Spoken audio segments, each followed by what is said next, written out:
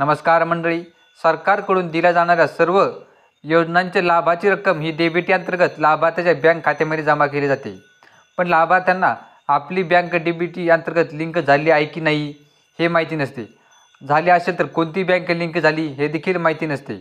तसेच आता एखादी बँक लिंक नसेल झाली तर कोणती बँक लिंक करायची व कशा पद्धतीने बँक लिंक करायची या संदर्भात देखील त्यांना माहिती नसते। त्या संदर्भात आपण आजच्या व्हिडिओमध्ये माहिती पाहणार आहोत।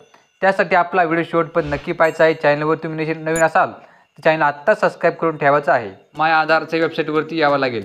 ही वेबसाईटची लिंक आपण आपल्या डिस्क्रिप्शन बॉक्समध्ये दिली आहे, त्याच्यावरती क्लिक करून देखील तुम्ही इथे येऊ शकतात।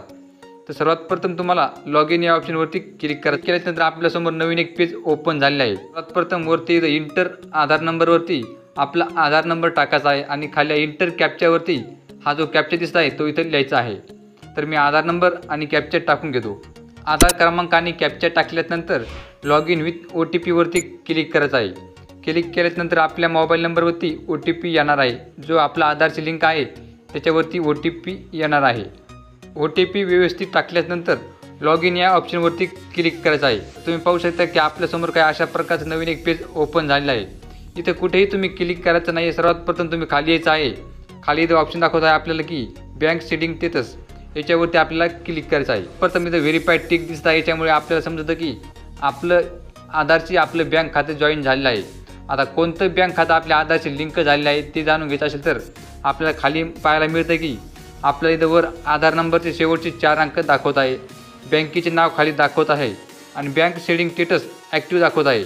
म्हणजे इथं जर इनॲक्टिव्ह असेल तर तुमच्या आधारची बँक लिंक झालेली नाही आहे। तर आता समजून घ्या की ज्यांचं आधार लिंक झालेलं नाही आहे त्यांनी काय करावं, तर ज्या बँकेचे खातं त्यांनी फॉर्म भरताना लिहिलं होतं ते बँकेमध्ये जायचं आहे। आपला आधारची झेरॉक्स लिहायची आहे, त्याच्यावरती आपला अकाउंट नंबर, मोबाईल नंबर आणि आपली सही करून बँकेमध्ये जमा करायचा आहे। अशा प्रकारे 48 घंट्यामध्ये आपलं बँकेशी आधार लिंक होऊन जातं आहे। अशा प्रकारे तुम्ही लवकरात लवकर हे आधारशी लिंक करून घेणं गरजेचं आहे। या योजनेअंतर्गत पैसे हा लाभार्थ्यांना डीबीटी अंतर्गत दिले जाणार आहे, त्याच्यामुळे लवकरात लवकर आपण हे आधार सेटिंग स्टेटस लवकरात लवकर ॲक्टिव्ह करून घेणं गरजेचं झालं आहे। तर ही छोटीशी पण महत्त्वपूर्ण अपडेट तुम्हाला कशी वाटली हे कमेंट करून नक्की कळवा।